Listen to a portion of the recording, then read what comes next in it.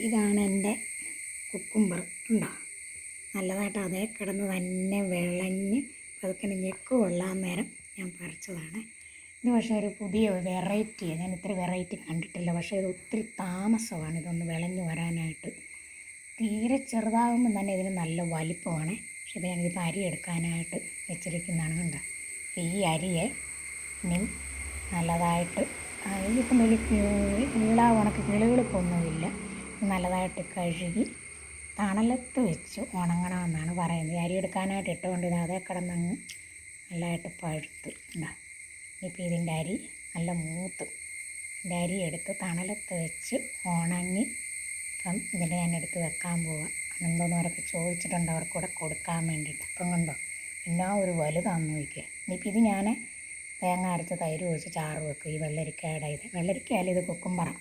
ഞാനിപ്പോൾ ഇത് സാമ്പാറും വെക്കും.